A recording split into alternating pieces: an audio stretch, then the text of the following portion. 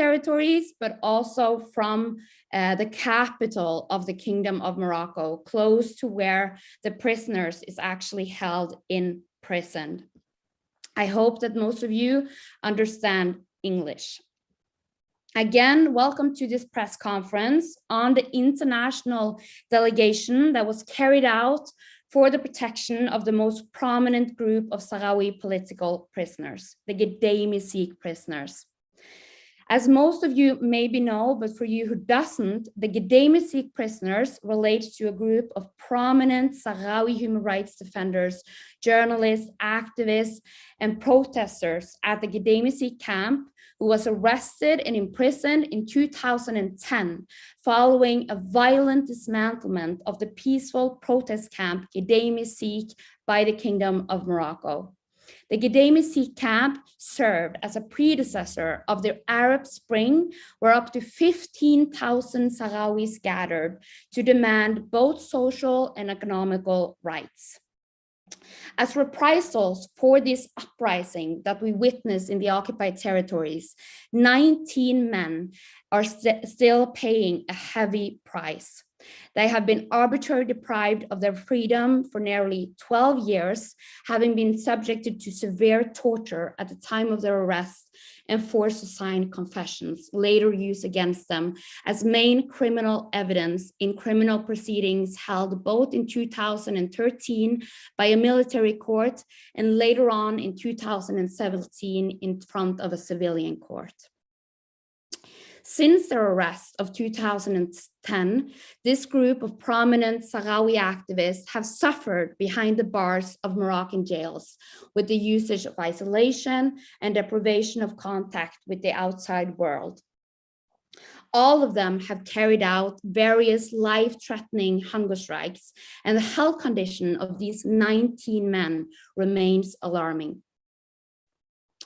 Upon invitation from the families that we have with us today in this room, and whilst calling for urgent actions in response to the torture and the mistreatment of their sons, brothers, and husbands, an international delegation of human rights experts, jurists, and lawyers met with the families of the Gdeim prisoners from 7th to 10th May and denounced the abuses to diplomatic missions in Rabat.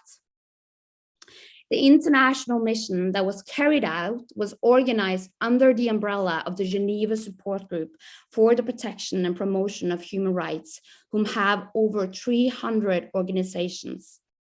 Myself personally was denied entry to Morocco upon my arrival to Rabat on the basis of me having problems with Morocco, but 5 of its members managed to enter. And today we will hear from 3 of them before we give the floors to the families of the Gdeim prisoners, who will share their personal testimony of the suffering of the prisoners.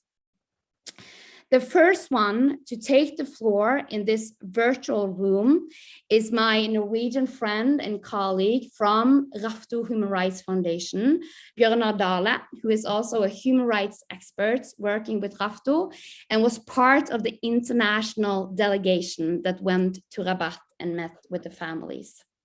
Please, Bjørnar, the floor is yours. Thank you, Tone.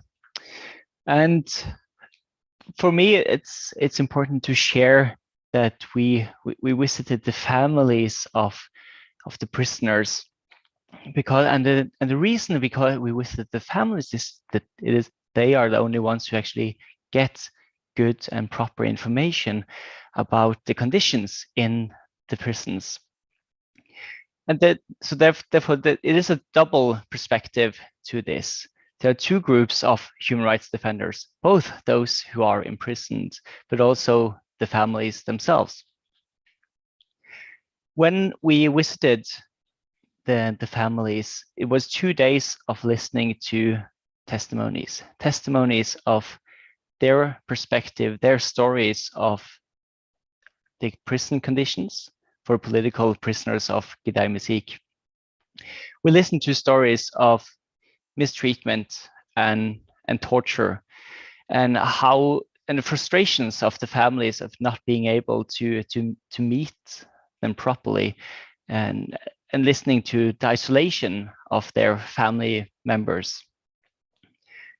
And just one example is when you listen to family members sharing their frustrations of just getting 5 minutes to call their relatives, and if the prisoners talk too much about the prison conditions, the line was cut, or how the political prisoners are imprisoned in Morocco and they have to travel 1,200 kilometers because most of the family members are living in Laayoune in occupied Western Sahara.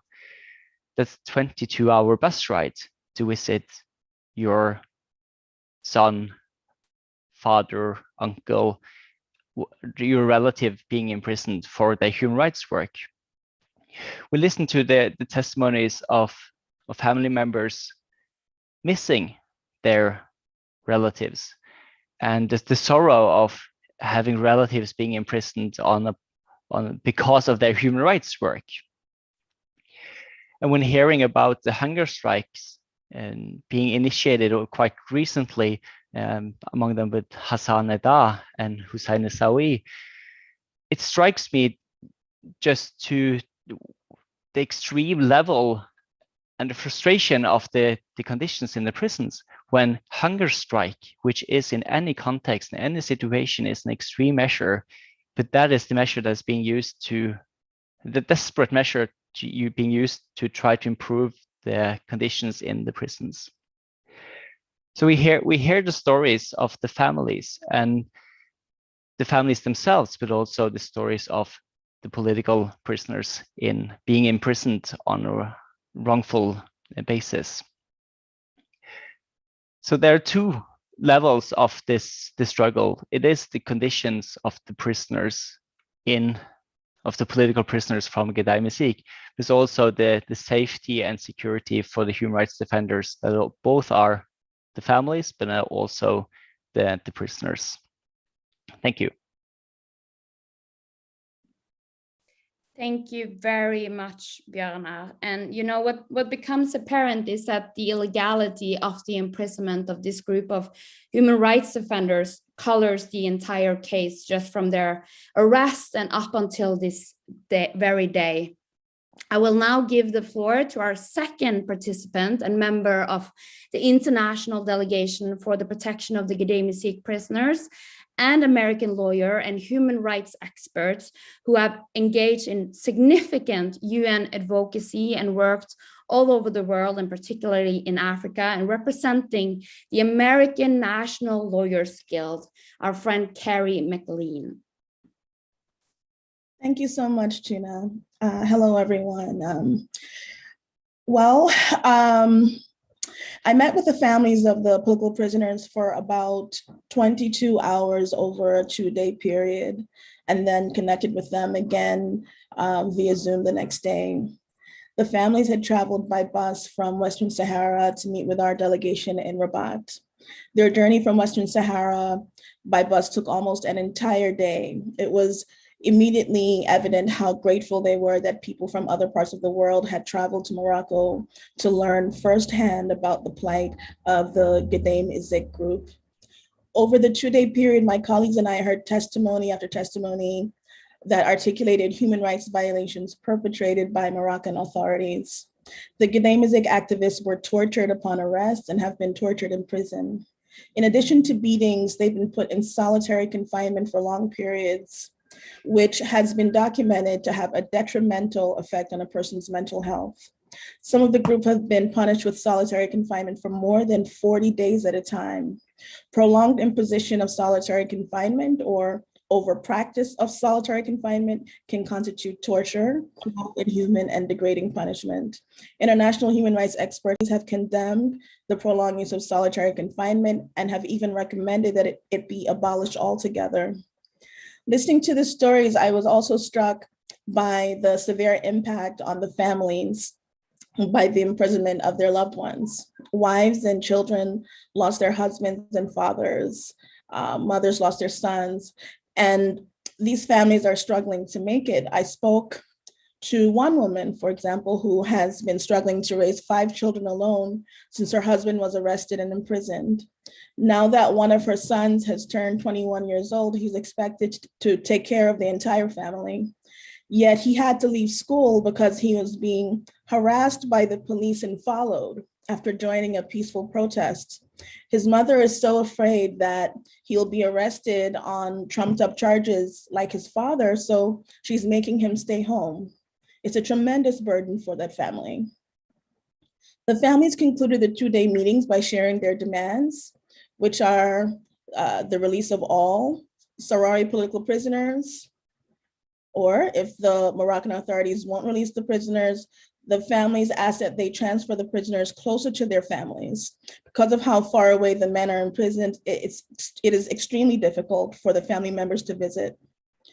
They asked for rehabilitation for all they've suffered in recent years. Many of the prisoners now suffer from life-threatening physical illnesses as well as mental illness, and their medical issues have not been addressed.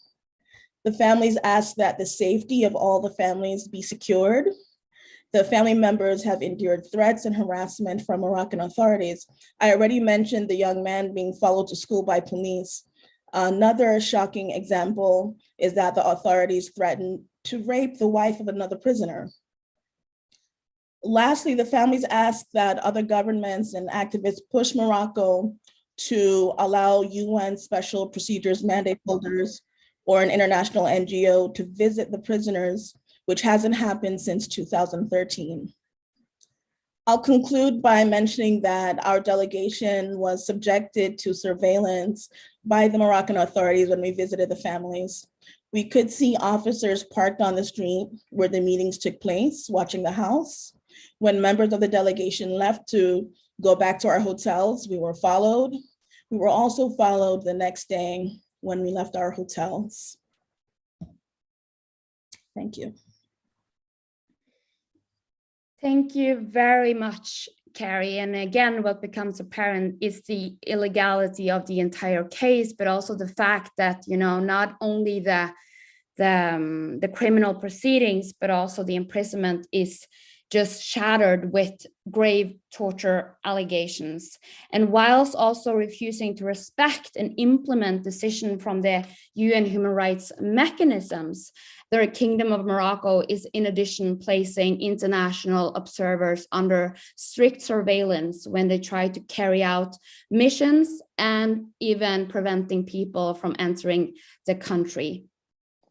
I will now give the floor to our last member of the international delegation for the protection of the Gdeim Izik prisoners, Laurence Gregg, a lawyer at the Paris bar and whom specializes in international criminal law and international humanitarian law, who will share with us how the international delegation also managed to denounce the abuses whilst being in Rabat. Please, Laurence. Well, thank you, Tuna. I'd like to tell you about a very significant meeting we had in Rabat after spending time with families in a more institutional perspective. We've met with the EMDH, the Association Marocaine pour les Droits de l'Homme, one of the very few NGOs completely independent from authorities and that fights for human rights in general and human rights for Sahrawi people in particular. For instance, they were the ones who published the first investigation report on the Gdeim Izik situation. And they've relayed really worrying information to us about the people they help and also themselves. They are bugged, they are followed, they're under permanent stress, threat and harassment in every particular aspect of their professional and personal life. But they remain really combative, and we have gathered important information from them, and especially about what it means to support political prisoners on a daily basis. Another goal of our delegation was to meet with embassies over there, and we've been received at the Norway embassy by the Norway ambassador for a joint meeting with representatives from Norway, Sweden, the US, the UK, Mexico, and we also had another separate meeting with South Africa and another separated meeting from European embassies that ask us to keep everything confidential. We had two objectives there. First, give them updated information on the situation, and in particular about the recent decision from the UN Committee Against Torture that clearly condemned Morocco. And we also wanted to share the testimonies from the family we've gathered. The second objective was to submit them the request from the political prisoners of family in terms of immediate release, transfer to a prison closer to their relatives, and also guarantee for their security, guarantee for repair for the damages they suffered from, and also for the visit from the UN to the political prisoner. It was really fruitful meetings, even if at some point we were a bit surprised that some of them would like information on this issue where it's been 12 years now. For instance, some of them would ignore that political prisoner couldn't even meet with their own lawyer. And we were also a bit surprised that some of them would side with Morocco on many aspects. But we will continue to provide them with information, and we hope they would put human rights at the heart of their diplomacy, and also that they would make pressure on Morocco so international humanitarian standards are met. Thank you. Thank you very much, Laurence. We have now heard from 3 of the members of this international delegation that it was carried out for the protection of the Gdeim Izik prisoners, and they spent a total of 4 days with the families of the Gdeim Izik prisoners. And I'm sure that I speak on behalf of us all when I say that we were shocked, we were appalled, and we were very sad to hear the testimonies that were shared during these days, and that we remain convinced that the Kingdom of Morocco have in fact for the last almost 5 years carried out reprisals and punished this group of prisoners for their advocacy during the appeal trial of 2017. And with these words from the international delegation, it's time to open the floor for the families of the Gdeim Izik prisoners. The first one that I have the honor to give the word first to is Miss Claude Manchan Asfari, whom I spent the days with in Paris after I was expelled, who is the French wife of the Gdeim Izik prisoner and Sahrawi human rights defender Nama Asfari, who is sentenced to 30 years in prison. S'il te plaît, Claude. Bonsoir à tous.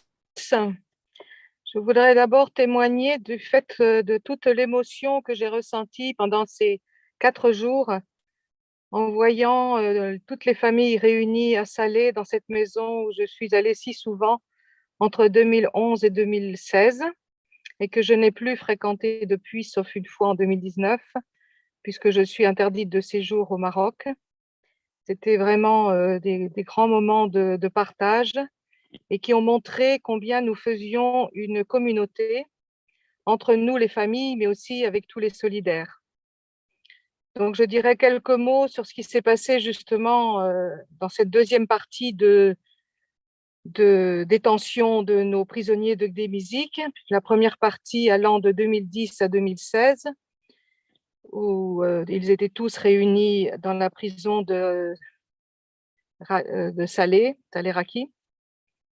Et ensuite, à partir de 2017, où donc le 15 octobre 2017, subitement, il y a eu une disparition de tous les prisonniers sauf de Nama, qui ont été dispersés dans plusieurs prisons du royaume.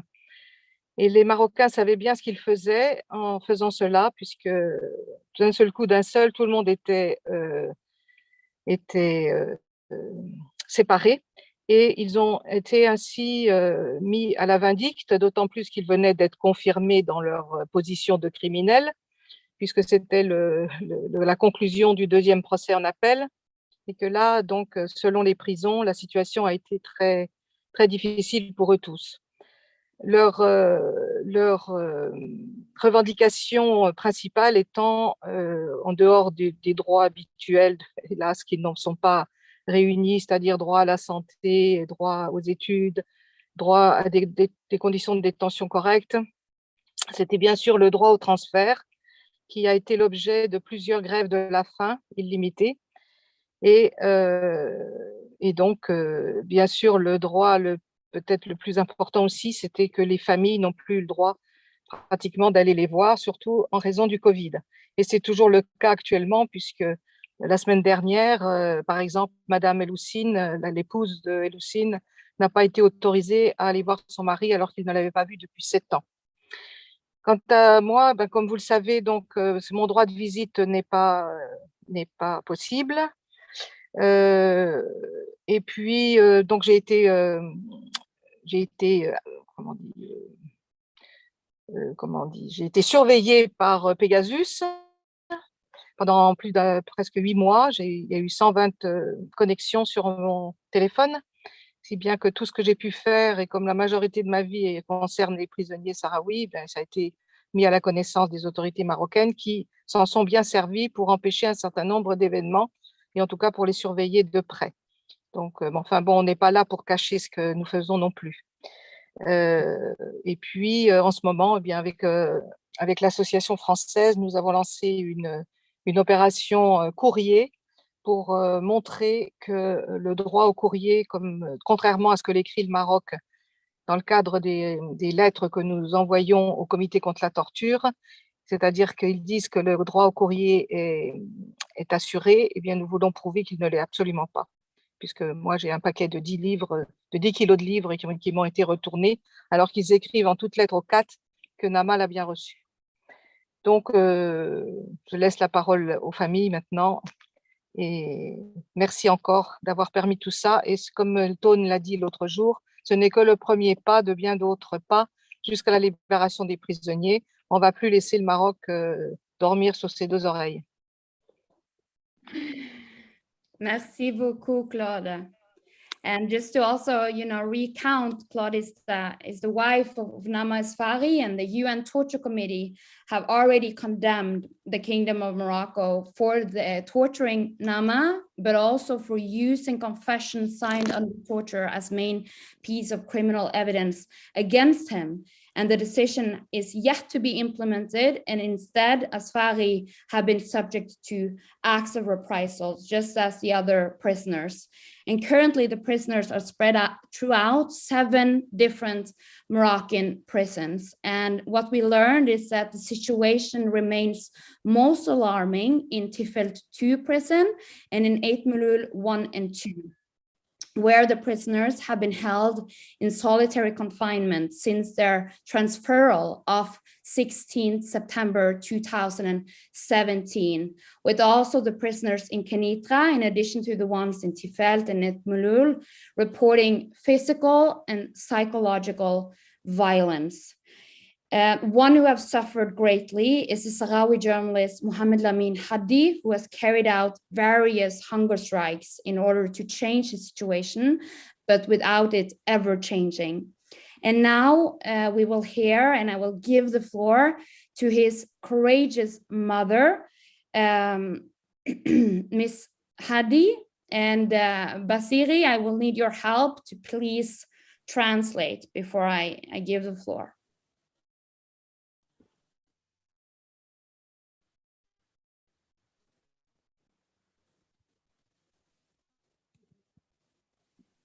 He doesn't hear me. So Mamina, can you please translate?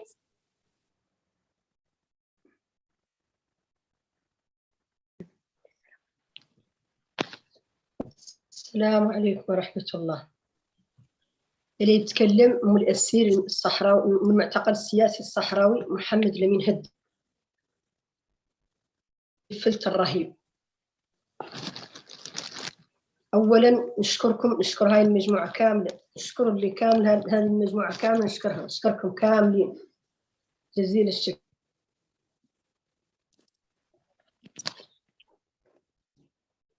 تكلم عنه هو سجن تيفلت الرهيب، سجن عقابي، سجن تعذيبي، سجن ملانا بالحقد وسوء المعاملة والتعذيب والتكرفيس سجن ما يدخلوا ما هو رقاج على حاشية الموت، ما يعود فيها رقاج، ما تم دائما لا على حاشية الموت.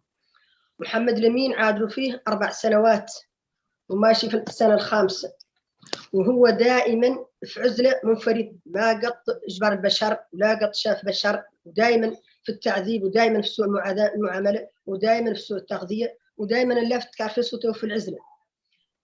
هاي السنة الماضية فات عليها اللاب لضربات المفتوحة وبالتعذيب وبالتكرفيس. أطول اللي دار فيه 2017 السنة الماضية دار فيه ضربين أطوال. الضرب الأول الحق فيه 69 يوم، والضرب الثاني، وهذا كامل نفكوا اللاب التطعيم القسري. الضرب الأول يشل منه زر اليسار، فوت 4 أشهر وهو طريح الفراش ما يتحرك ولا يوقف ولا يقدر على شيء. وفكوا له ضرب اللاب التطعيم القسري، مشاو السوائل مع خنافره وداروا وعليهم دايرين الحقن المجهوله اللي ما معروف شنو هي الدقات مرشخه في جسده. ومن فم تم مفوت ذيك 4 أشهر وهو ما يتحرك كاع ولا ما يعني ما يقدر يحرك من زر ذاك المشلول. منين عقب تعافى شوي عاقب ذاك دخل مولي ذاك اللي ضرب الثاني اللي لحق فيه 62 يوم، حتى هو فكوه له اللاب التطعيم القسري. الشاو مولي السوائل مع خنافره ومع بحشيشته والحقن المجهوله اللي ما معروف شنو هي ولا شنو محتواها. ومن فم وهو دائما لا سوء المعامله ولا بالتكرفيس ولا يعني ما هو جابر معه ما هو تكرفيس سوء معاملته. الى يوم 15 في شهر مارس هذا الماضي دفع لهم اشعار عنه لا يدخل ضراب انذاري، لا ضراب انذاري 48 ساعه. تقلبت عليه مجموعه من الجلاده اللي تاكد هو بعد من شوفتهم 5 متريسهم واحد قال له يوسف القبيسي. هذا تم يعذبوه لين انقمع عليه لحيته، وعقل عليهم ينتفوها بكلاب من حديد، قاشوش يقرصوه بكلاب من حديد الين كرفصوه كامل وخلاه لحيته يعني مترجغنه وزر منتوفه وزر وجهه ذاك اليسار كامل قال مدغدغ، عينه خبطوه في العين لين مات لا يشوف منها. ضريك عاد منين يجي له يركز ليش يخرص بذيك العين، قال انا يشوف الطاير منها لا طشاش لك حد، مات يعني مات لي يشوف منها وتوف. ومن ذوك اللي ضربات الاولين وهو دائما يعاني من المعده، يعاني من سلس البول، لانه هو من النهار اللي رجع الحرب قلعوا من تحت كامل يعني يحول بينهم على الدس قلعوا عنه من واسر من وجعة الظهر كامل من فمه وسوء معامله. يعني نهار وذمنين عذبوه وقع ذاكم اللي العين وقعت ذيك الحاله من فم عادوا يوميا يعذبوه ويقولوا له عنك هذا اللي يعذب لك أراه لازم عنك تنكره ما تذكروا لتسميه عنك ما تذكره. وعند منين قال هالي أنا يتكلم تحت تهديد وتحت شيء هو كلامه قاع ما هو قاعد يتكلم أصلا بحشيشته بلادهم يخنقوه قال يديروا فيها طرف من حوله يخنقوه به ويخنقوه بيدهم. منين جاي يتكلم عليه هو قبال يتكلم تحت التهديد يقول ما تقطع الين جاوا قاطعين عليه. ومن فم عادوا دائما قال لا يتكلم والله قاعد لا ولا يدور شيء وليش لا يتحرك ويجوا يعذبوه دائما يمارسوا عليه التعذيب، دائما يمارسوا عليه 15 الى 15 في رمضان وهم دائما يعذبوه ودائما يمارسوا عليه التعذيب ويقولوا له مولي عنك دارنك ما تقولوا ولا تسميه ولا عند منين يذكر ذاك اللي واقع له يجوا قاطعين التليفون. ومن فم تم دائما ذاك هو حاله منين صام رمضان صام منه نهارين والله 3 من فم قطعت عليه المعده مات لا يقدر يصوم من شده الم المعده. قال نظل اللام مكوز وندير ركبتي فم المعده كان يقد نهنا منها شوي. وظل دائما ذا تم ذاك حاله لين فوت بها ايام عقب عاد يفطر من فم ما تلاقي قد يصوم الى اخر رمضان حد انه صام منه نهارين والله 3 من اخر رمضان من شده الم المعده اللي واقع له. والعين مات لا يشوف منها والكلى يعاني منهم ومن سلس البول ومن اللباسر ومن وجعة الظهر. وهذه الأمراض كاملة اللي واقعة له كذلك واقع لعبد الله أبهاه. عبد الله أبهاه حتى هو يعاني من حريق المبولة، ويعاني من سلس البول، ويعاني من حكة في جسده كاملة، جسده كامل في حكة ما يقد قال يرقد منها ولا يقد يسكن، كاملين متكرفسين. وذا اللي واقع لهم كذلك هو الواقع البشير خده. وهذا من التعذيب. احنا ما تنا طامعين حياتهم، ضريك عندنا نطالب بالله باطلاق سراحهم. اذا قلنا عنا ندورهم يقربوا، وهو ذا اللي ضرب اللي يدير محمد يقال احنا الترحيل قاع ما تنزل نشي، احنا نطالبوا باطلاق سراح، لان الانسان الترحيل ما هو مزيلوش، احنا نطالبوا بحد الحي. امالهم اللي كم ذي يمارس عليهم اعمارهم ما فينا قاع طامعينهم من شده التكارفيس اللي واقع لهم، ومن التعذيب واللي كامل. مثلا عنه الحياه معهم ما هي مطموع، الحياه مع ذا كامل ما هي مطموع، وهم حالهم واحد وتكارفيسهم واحد ومتكارفسين كاملين. وذاك السجن مولي ما يدخلوا ما هو رجال، يعني عن بعد نقول عن حد دخل، لانه اني ما في تقدر يطمع حياته، واعر على حد يطمع حياته الى ما مرقوا عاجلا بالعجل.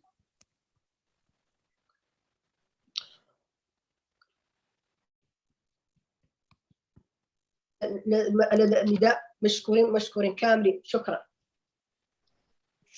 Shukran. I will now give the floor to Basiri to give us, who don't speak Hassaniya, a quick translation of what the mother of Mohammed Lamin Hadi just told us. The name of the prison is Tifel 2.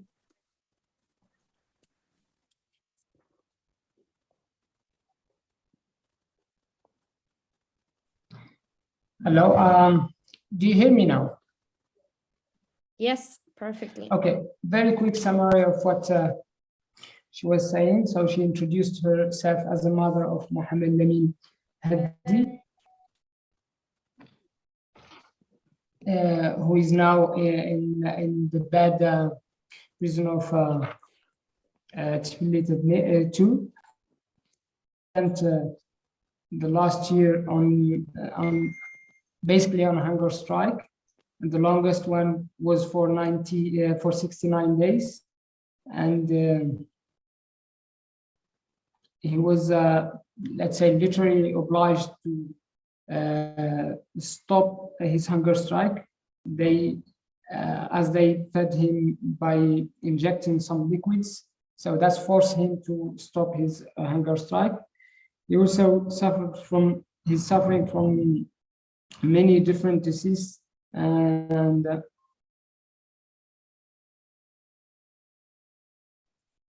as I said, whenever he tried to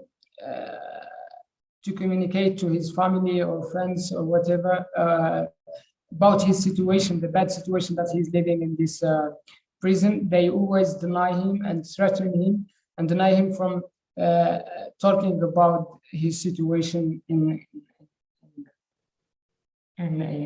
the prison, and they often cut the phone calls that when he's speaking to his mother or to some other friends. So they usually try to have him threat him to not confess about his situation.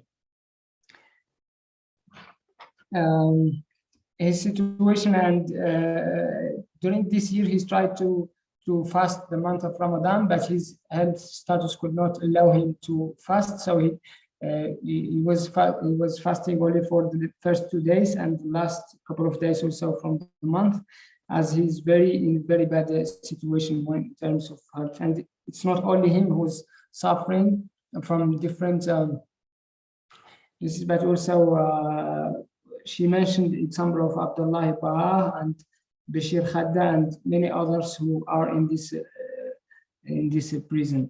And as they are getting worse and worse every time, the only thing that we can ask now is to immediately release them from this prison, as at some stages the families, they were demanding that they been changed or put in a different prison, but now as their health situation is very bad, so the only demand that the families now they have is to immediately release all the Sahrawi political prisoners in this prison and different Moroccan prisons. So, and I actually forgot that the first point she mentioned is thanking all of you, all the groups who are working in the issue of human rights in Western Sahara, and particularly in the issue of the Gdeim Izik group. Thanking you all to all the efforts that you are doing, to all your help and support. And at the end, the families, they feel very grateful of your support and your standing with the Sahrawi political prisoners. And thank you. This is just very short summary. She went through many details, so I tried to take notes, and I apologize for not being efficient in having you in translating to you all what she was saying. Thank you. Thank you, Basire. It's perfect, and thankfully we're also recording this session and live streaming, so we can make sure to write down every word that she said afterwards. And you know, the situation of the Gdeim Izik prisoners was already alarming when the last international delegation was in fact allowed to visit them in 2013, when the UN Working Group on Arbitrary Detention visited them and sounded the alarm of the alarming health condition of this group of prisoners. We're now in 2022, and the situation is more alarming than ever, and it's crucial that they are released.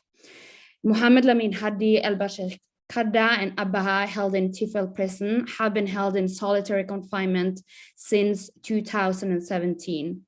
This also goes for the prisoners who are currently held in Eit Mulul 1 and 2 prison.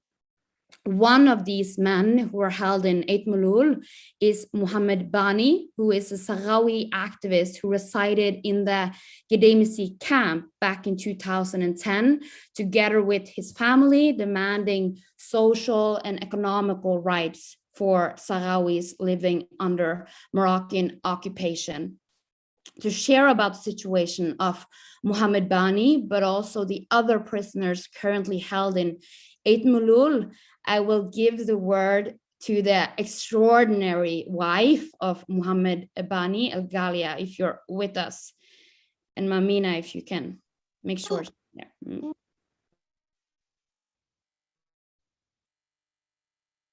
السلام عليكم ورحمة الله. أنا شاكر المستمعين والمستمعين على المجهودات اللي بالنسبة للمعاناة القياس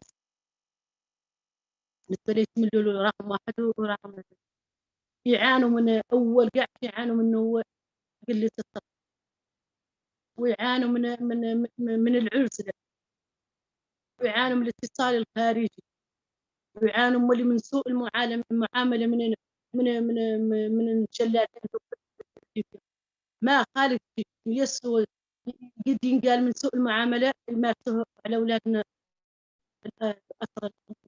وآخر تعسف وقعنا كان نهار الخميس 12 في الشهر، من مشينا راجعين من الرباط واحدين السيارة، ما خلاو حمزة باني يدخل، داروا بحجة الفاكتة هاي جواز داروا به العذر لأنه ما هو ملقح ولا هو قاعد اللي يدوروا هما دايرين به العذر.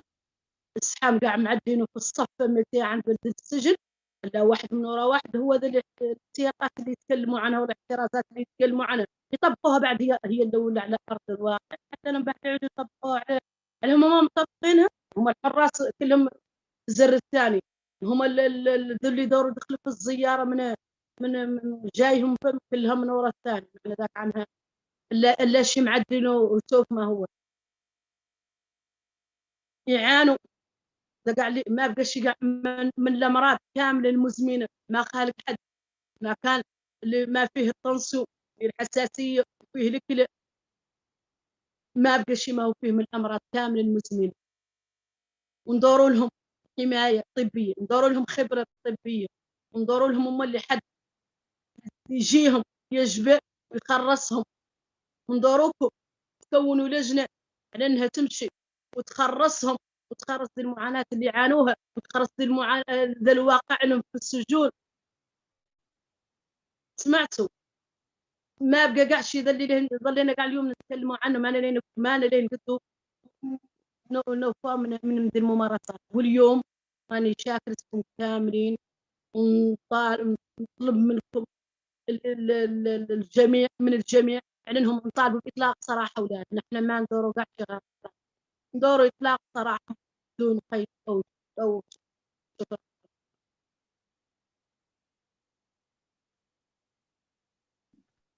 Shukran. Thank you very, very much. I reiterate, I'm very, very sorry. We are having big problems with the translation.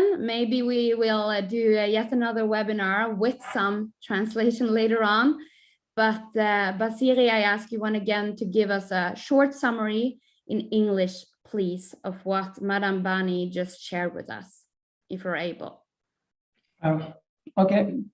So first of all, thank you all for your support and for organizing this webinar to support the Sahrawi political prisoners. She also talked about the bad situation of the Sahrawi political prisoners that they live in the Moroccan prisoners, and she gave an example of the last 12th of May when they were coming to visit them.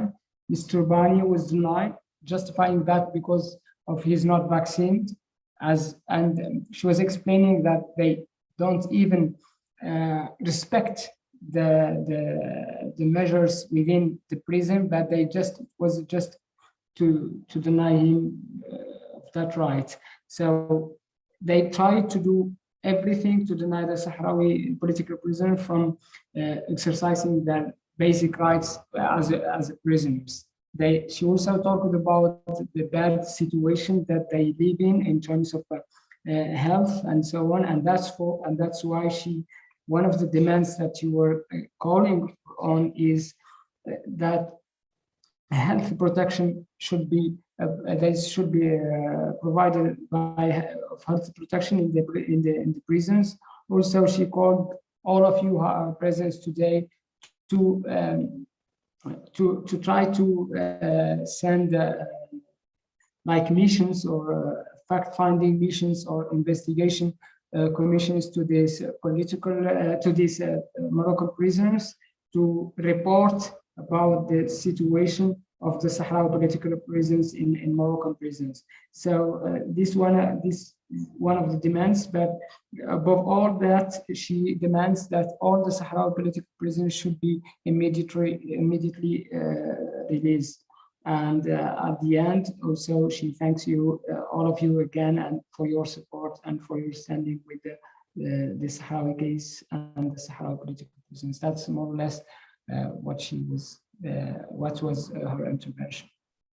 Thank you very, very much, Basiri. And for the people joining us now, I'm sorry to say that we are having some technical issues with the translation. So we are having virtual translation into English. Hopefully we will be able to translate more later on when the recording is shared.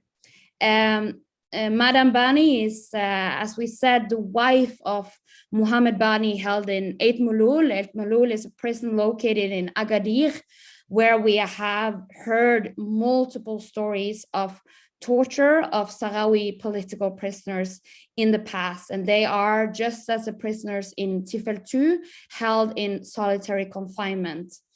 Another maximum security prison where we also find a group of the Gdeim prisoners is Kenitra prison, which is located close to the capital of the Kingdom of Morocco, Rabat. And here we, amongst other, find in prison Sahrawi journalist and human rights defender Hassan Dah, who is sentenced to 25 years in prison and who just underwent a hunger strike for 30 days. And with us today to share about the situation in Kenitra and about the situation for that group of prisoners, we have his cousin, or also brother, Brahim, who will share with us from Kenitra. Brahim.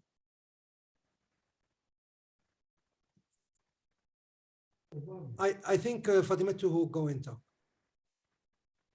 Fatimatu.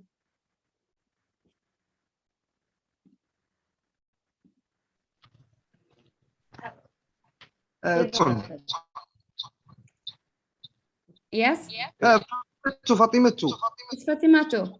Okay, so this is the brother, the cousin of Hassanda, but we're gonna hear from the aunt of Hassan, Fatimatu, who is with us today. Fatimatu is one of our greatest heroines. She's also a victim of the Kingdom of Morocco. She was subject to enforced disappearance for a total of 16 years and is now currently fighting for the release of her nephew, Hassan. Please, Fatimatu.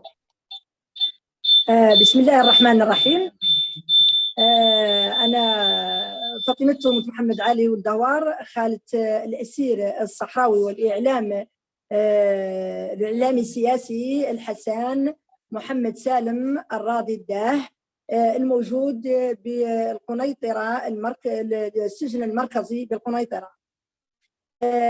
أولاً وقبل كل شيء مثلاً على أن نفس المعاناة اللي يعانوا كل المعتقلين في داخل المعتقلات هو يعانوها هما كمعتقلين في سجن القنيطرة. لا يخفى على العالم أجمع أن النظام المغربي المختطفين أي الأسرى الصحراويين الموجودين في السجون المغربية هم يعانوا كل أنواع التعذيب وأنواع التهميش وأنواع المعاناة الجسدية والنفسية وحتى من حيث الملابس هم يعانوا من ارتداء الملابس المهمة اللي واقية من الحر في حالة الحر وواقية من البرد في حالة البرد. هم يتلقوها بنوع من الصعوبة من عند العائلات، وهذا وهذا إجحاف في حق الأسير الصحراوي. الحسن ده مثله مثل إخوانه اللي معاه في القنيطرة هم يعانوا الأمراض، يعانوا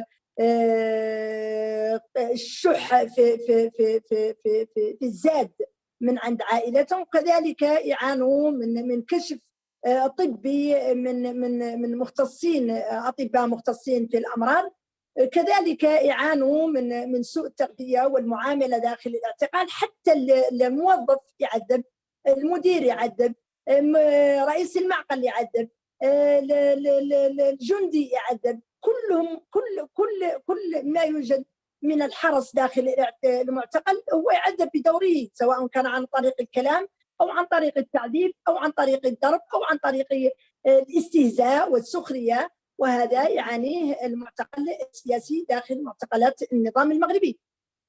وبصفتي معتقلة مختطفة سابقة خبيرة فيما يعانيه المعتقل داخل المعتقلات، خضت 16 سنة في الاختفاء القسري، مجهولة المصير داخل المختطفات، وأخبر كل المعرفة في داخل الاعتقال ما يعانيه المعتقل من معاناة نفسية، من معاناة جسدية، من معاناة من تضييق اليومي ومضايقة الضحية من أجل تكميم مثلا عن أفواههم من سرد الحقائق عبر الهاتف مع العائلات اللي لا يتجاوز إلا 5 دقائق، لا أكثر ولا أقل، ولكن مراقب مع ذلك، مراقب الهاتف ويعذب على أي كلمة، إلى درجة أنهم رغموهم على أنهم يتكلموا بالدرجة باش يفهموا ما يقال، حتى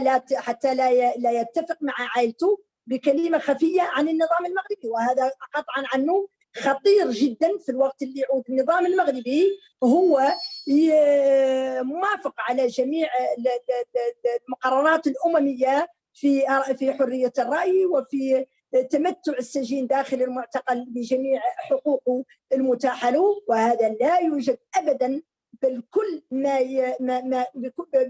ما يوافق عليه النظام المغربي في المنتظم الدولي، هو مجرد صورة وعناوين عريضة على على على على على على على, على بحبر هو غير صادق. بالنسبة للمعتقلين هم يعانوا كل المعاناة الخطيرة، بما فيها الصحة، بما فيها السجن وطول والمحاضر المفبركة وطول السجن، لا لشيء إلا لأنهم قالوا ما هو حق لهم، ألا وهو الاستقلال، أو لا هو انسحاب النظام المغربي من دولتهم، من خيراتهم. هذا هو ذنبهم.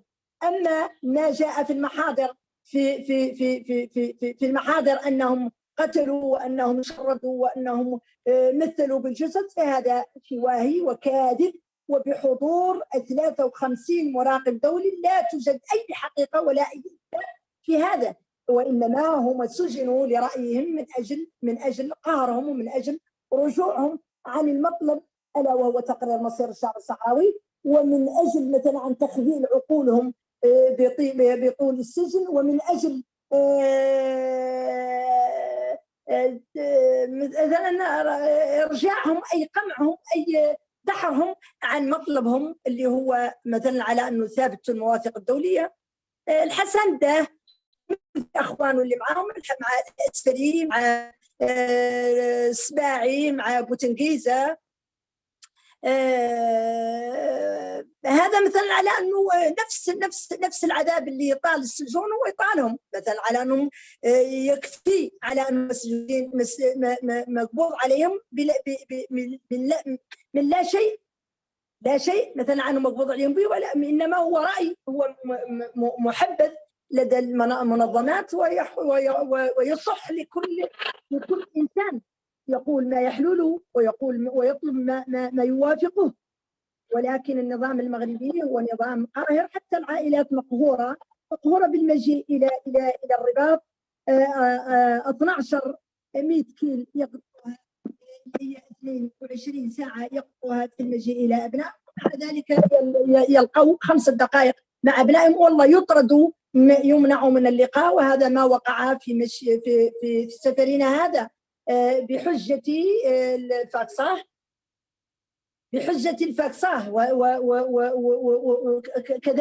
كذريعة لطرد العائلات باش ما يشوفوا أبنائهم. النقطة الثانية حتى العائلات في المدن، في العيون بالأخص، العائلات محصورة، ممنوعة من الزيارات، ممنوعة من المناسبات، ممنوعة من كل شيء، مقبوض عليهم، حتى هم في السجن الكبير ألا وهو العيون، بجميع الضغوط، متبوعين في الشوارع، متبوعين في الأزقة، محاصرين في منازلنا، مقموعين في أفراحنا. إذا هذا شيء مشين وعار، وكل الوطن أو شعب. شكرا فاطمة. Basiri, if you can please once again, and I reiterate for all new people in the room that we are having some technical problems and we don't have translators right now. That's also the reason why we're a little bit over time. Basiri, can you please give us a short summary of the words on the testimony of Fatimatu, the aunt of Hassan Da? Yeah. So she started by introducing herself. Fatimatu is the aunt of Hassan Mohammed Salim Radi. He's in the prison of Konaitra, and she started by thanking you all for organizing this webinar, also for your support and solidarity with the Sahrawi political prisoners. And she referred to the same points actually raised by her colleagues earlier, that the Sahrawi political prisoners, they suffer from the same threats, the same torture that they are systematically and the daily basis are under human rights violations and tortures. And she also referred to herself as actually the right person to talk about what we cannot imagine of the bad situation that the Sahrawi political prisons are living in, as she was forced for disappearance during 16 years, and she knows very well how the Moroccans treat the Sahrawi political prisoners. And one of the examples that she gave is as simple as to say, when a family call the political prisoner, and when they are obliged in many cases to speak, I mean, the prisoners to speak in a Moroccan dialect. So they cannot report about their situation to their families. So they are threatened and they are obliged to speak. They cannot speak in Hassaniya, the Sahrawi local dialects. So they have to speak in Moroccan dialect. So the Moroccans, they have to understand every single word that they transmit, that the prisoners try to transmit to their family. So they oblige them to not to talk about their situation. Also, she talked about that Morocco is not respecting all the international human rights treaties, even those who are signed by Morocco. Morocco is not respecting them, and she also raised the point of that many of the Sahrawi families, or all of the Sahrawi families, they have to travel along from Laayoune, from the other occupied territories of Western Sahara, to visit to visit the Sahrawi political prisons. But in many cases, like the last one, they deny them to meet with their with the political prisons. In many cases, they just justify, like she was referred to as ridiculous, as earlier mentioned, like they are not vaccinated, or they have to respect the coronavirus measures in Morocco and so on. Something that is not convincing the families. So she talked about, in general, that the Sahrawis in the occupied territories, they live actually in a big, somehow open prison, but they still under systematic human rights violations committed by the Moroccan authorities, and that's more or less. And she actually ended by thanking you all, and she's grateful that a group of you and a group like you is standing with the Sahrawi political prisons and with the Sahrawi case. And thank you very much. Thank you very, very much, both Fatimatu and Basiri, for the translation. As a lot of people say, a political prisoner is not only punished with the prison sentence, but also punished throughout their prison sentence. And this is particularly true for all Sahrawi political prisoners who's also subject to racial discrimination. This also makes it even more important that we denounce, and particularly what has happened to the Gdeim Izik prisoners the latest 5 years. To deliver the final comments and to present the demands of the families, I am honored to welcome to the floor Mansour El-Maktoufi, the brother of Ektaki El-Maktoufi, who was released from prison in 2013, who's the Secretary General of the League for the Protection of Sahrawi Political Prisoners and the coordinator of the families of the Gdeim Izik prisoners. Mansour, s'il te plaît. Bonjour. Je profite de cette occasion pour remercier tout le monde, surtout tous les membres de la délégation qui ont visité les familles ici à Salé, Maroc, afin de mobiliser une nouvelle fois cette situation alarmante que les prisonniers politiques vivent. En retour à l'affaire Gdeim Izik, ou bien l'affaire générale de Gdeim Izik, nous devons tout d'abord rappeler que les prisonniers politiques sahraouis ont été arrêtés suite à un rassemblement pacifique des protestataires sahraouis au Sahara occidental. C'était donc en 2010, ou bien spécifiquement le 10-10-2010, où la population sahraoui au territoire occupé ont décidé de se protester en dehors de la ville de Laayoune d'une distance de 13 km, revendiquant leurs droits politiques et civils et sociaux. Et donc, ce campement et ce rassemblement pacifique a duré 29 jours, où presque 20 000 Sahraouis ont été installés sous des tentes détente que les différents rapports internationaux ont noté qu'il y avait 5000 tentes et presque 20 000 personnes, femmes, hommes, des gens âgés, des garçons, des différentes normes de population sahraoui qui ont été à Gdeim Izik. Après les 29 jours, et juste le 7 novembre plutôt 2010, le Maroc a enlevé Nana Asfari, le jour même avant le démantèlement du camp pacifique des protestataires sahraouis. Dans cette journée, il y avait aussi une interdiction de Abdullah Toubari de se rentrer au camp, où il a été amené à l'hôpital. Et à 6 heures du matin, le 8 novembre, ou bien 5 heures du matin, donc la population sahraoui a vécu un des jours les plus tragiques dans cette histoire, où le Maroc a décidé de finir ce camp brutalement, d'une manière vengeanceuse, en cassant tout ce qui est dans le camp. Au même jour, il y avait des arrestations des activistes, des défenseurs des droits de l'homme, des militants sahraouis, des citoyens sahraouis. Et à l'époque, on a enregistré presque de 200 cas d'arrestation arbitraire, où 25 sahraouis ont été transférés illégalement devant le tribunal militaire et suivis devant le tribunal militaire. C'est un bref concernant le camp de protestation sahraoui et les arrestations qui avaient lieu.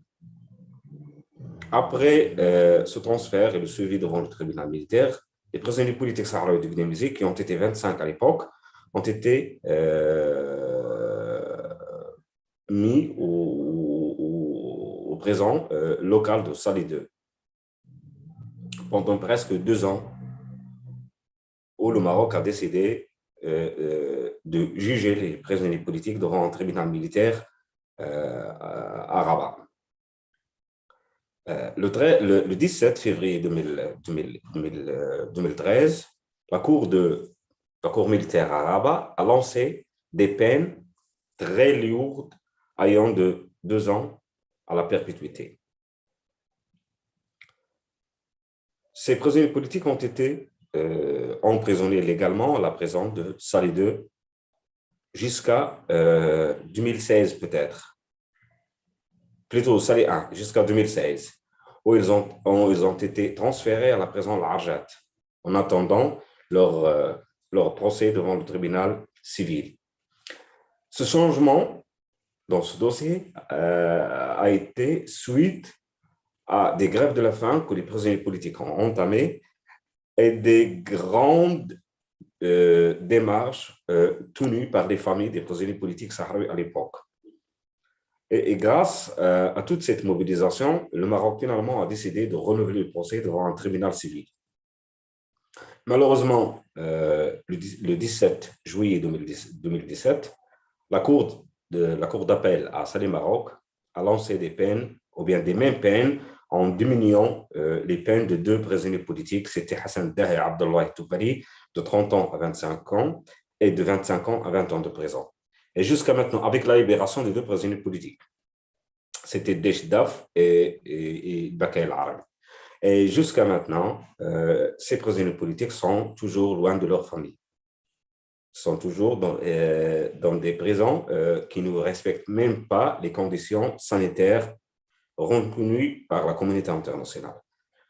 Entre l'année 2017 et jusqu'à ce jour-là, ces prisonniers politiques ont entamé des grèves de la faim, revendiquant leur droit au transfert auprès de leur famille. Peut-être on a enregistré presque de 30 à 40 grèves de la faim ouvertes. Mais aucune de ces grèves de la faim n'avait été, ou bien aucune de ces revendications n'avait été entendue jusqu'à maintenant.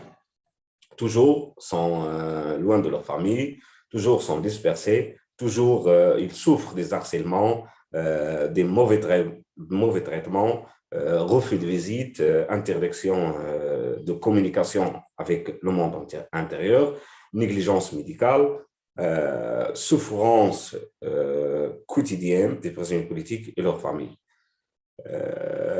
Dans ces conditions-là, les familles et les différents membres de cette délégation ont décidé de mobiliser une nouvelle fois cette situation alarmante et inhumaine dont les prisonniers politiques et leurs familles vivent derrière les barreaux.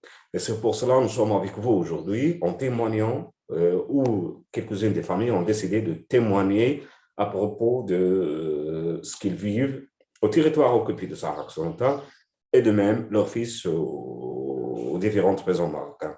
J'aimerais une nouvelle fois remercier spécifiquement Toun sur ce grand effort qu'elle a fait, sur cette aide où les familles ont pu au moins raconter leurs souffrances clairement devant tout le monde, en attendant qu'un de ces jours, nous pouvons voir ces prisonniers politiques auprès de leur famille. Et je vous remercie très fort. Merci beaucoup, Mansour. Je vous en prie. And thank you very, very much for presenting the demands of the families. The demands of the families are very, very clear. Morocco has carried out a systematic practice of isolating Sahrawi political prisoners, transferring them far from their families, and the prisoners have asked for years and demanded for years to be transferred closer to their families. And we are standing together with the families of the Gdeim prisoners, demanding the immediate release of this group of political prisoners, having been held for almost 12 years on arbitrary detention and been subjected to torture for close to 5 years. I thank Mansour for presenting. I thank all of the families for being here with us. I hope you have seen them. I hope you have seen their smiles. They are every single day fighting for the release of their sons, their brothers, and their husbands. And I'd like to answer the question of Muhammad, asking what is the prospects? The prospects is simply put up to us. It's up to us to ensure the immediate release of the Gdeim prisoners and that the international community pressures for the release of this group of prisoners. I want to thank especially Rafsu Foundation and the Norwegian Support Committee for organizing this press conference, the Geneva Support Group for organizing the international mission for the protection of the Gdeim prisoners. I want to thank everybody who has been with us in this virtual room today. And of course, I want to thank each and every one participant of the international mission for going to Rabat, for meeting with the families, and for meeting diplomatic missions. Before we end, I think it is actually in its place that Mamina and the families, please unmute and give us a wave to the people. Mamina. Yes. If you can put on your camera so we can all see you. Okay. And we say thank you very much for now. We will continue to fight.